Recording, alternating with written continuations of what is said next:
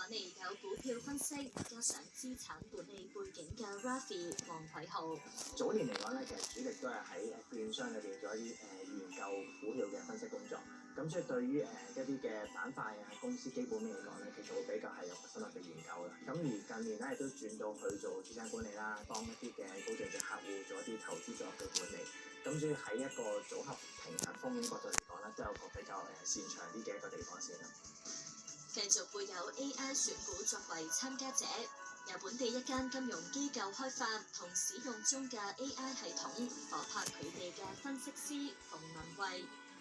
佢哋嘅 AI 選股係利用人工智能深度學習技術，從24小時不斷更新嘅龐大資料庫入邊，模擬真人大腦神經網絡做分析。佢資訊咧係幾乎24小時咧不斷咁樣去更新，咁變相你一啲咁即係咁準確啊、咁貼市嘅資訊咧，訓練個 AI 模型嘅時候咧，其實個 AI 咧出錯嘅機會都比較低。其實我哋仲有一個 AI 嘅個股診斷啦，咁呢一個咧，佢會綜合翻前一晚或者嗰一日嘅市場資訊，咁就一啲可能睇好或者睇淡嘅資訊咧，電腦其實係講緊可以24小時 update， 但係人嘅腦袋咧記憶力咧都真係有限，但係咧咁啊人嘅判斷力咧同 AI 嘅判斷力又可能唔同，咁兩個相見合璧之下咧，其實嗰個結果咧係會更加事半功倍。跟住落嚟每個季度將會有馮文慧列出一籃子嘅選股條件，最後交由 AI 分析。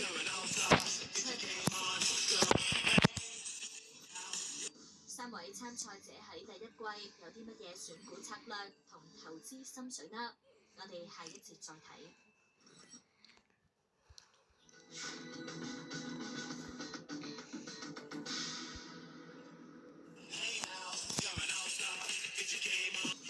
夏季流感季節啱啱結束，冬代藥有幾時嚟？有咩要留意？衛生署署長林文健星期日講清講楚。中年好聲音4，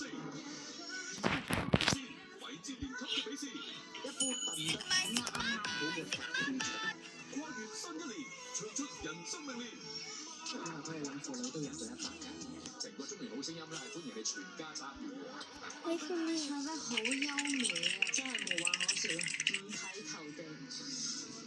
好特月130周年前，中年好聲音4，星期日晚8點，翡翠台。做咩留喺巴朗身邊多一日咧，就多一日嘅難度。叫佢歸隊，我終於可以歸隊啦！最近啊，我被招過，真係香港。我話我哋仲有鬼啊！面向關節經紀官方呈現《守城者》結片，星期一晚8點半翡翠台。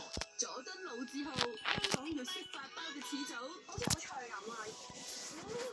用咗40年嘅時間去鑽研，每一樣嘢都係做到perfect。萬國甜品，網民大餐，梗係好味道。爆多芝麻喎！佢索到咁，你仍然都可以食到嗰個芝麻同埋嗰個蛋香喎。其實真係好法式焦糖燉蛋咯，淨係不起已經聞到佢隻蓮蓉嘅香味。美食新聞報導，星期1、2、4、5晚8點，82台 TVB Plus。TVB Anywhere 旅行歌劇好難到，而家出外旅遊，只要訂閱 TVB Anywhere 嘅旅遊通服務，就可以。We can go race for a race. $19 for the fortnight. 根據你嘅旅行日數，選擇適合你嘅訂閱計劃，令你旅途添上無盡色彩。一 app 在手，去到邊睇到邊。快啲去 TVB Anywhere 官網購買旅遊通服務啦！提提你，要出發前1日買定啊！玩轉友邦嘉年華，今年有 TVB 打卡位，1月11號前可享限時優惠，於各大官方售票平台輸入優惠碼 Showtime，即有800折。青年宿舍計劃政府局會青年發展措施，透過資助興建宿舍或者租用酒店同旅館，非政府機構營運，滿足在職青年擁有自住空間嘅渴望。青年綠洲嘅計劃咧，主要個目的咧，令到佢哋咧唔單止擁有自己嘅空間啦，可以自我增值啦，擴闊佢自己嘅視野，亦都培育佢哋嘅同理心，對社會一個貢獻嘅精神。政府近日改變出售官地做法，容許發展商中標時只需支付地價2成半嘅首期，之後3年內分期付款，最快會喺洪水橋地皮嘗試推行，能否鼓勵更多財團參與入標？利嘉閣地產45週年真盤員特約今日有攞睇，星期一3、5晚6點，翡翠台。我相信我拋棄人喺呢個世上係有意義嘅。鏡反射觸覺症嘅患者，望住人哋就會不能自控咁感受到人哋嘅感覺。受害人係有得到公義嘅權利。你以為自己係正義使者？你幫受害人爭咗幾多嘅病得正就因為你有鏡反射，就連殺人嫌疑犯你都走去共情，你唔覺得咁樣好諷刺咩？我呢個病唔係咩？非常節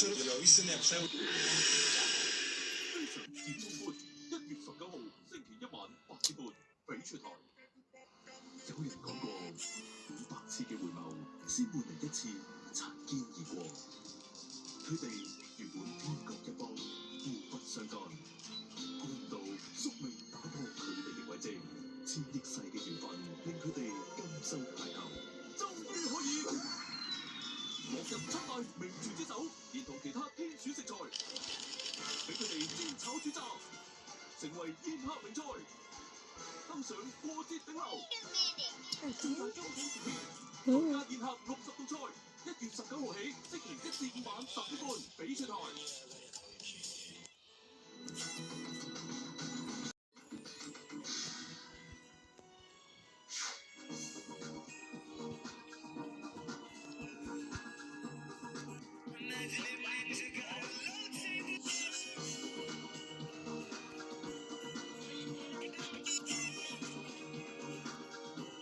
Don't lie to me, Walt.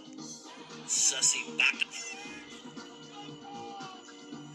Hit or miss. I guess they never miss, huh? You got.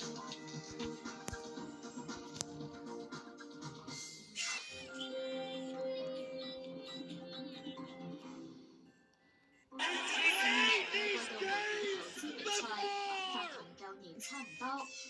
開始嗰陣每人0分，每季季結嗰陣，按期內投資選股升跌幅高低排名，4個季結按累計得分成名次。每季每個參加者要喺港股同美股之中各選一隻，要一直持有去到下一季先至可以換碼。參賽者要為選擇嘅股票設定買入價、止賺價同止蝕價。今季賽期將會由1月2號開始，去到3月31號結束。如果因為任何原因期內未能夠買入，例如係一直未到價、股票停牌等，喺季結嗰陣會扣1分。新一年我哋邀請嘅3位參賽者分別係郭思治、黃偉豪，以及由本地一間金融機構開發嘅 AI 選股夥拍佢哋嘅分析師馮文慧。郭思治第一季港股嘅選擇係從事保險、銀行、信託、證券等多元業務嘅中概股中國平安。如果佢期內賺到盡，股價升幅係19%。咁啊，平保收到個保單嘅錢咧，有啲就投放喺 A 股，有啲就投放喺債度啦。A 股進咗一個慢牛啊嘛，所以就應該咧今年有一個比較明顯嘅回撥啦，回撥就係賺錢嘅咯喎。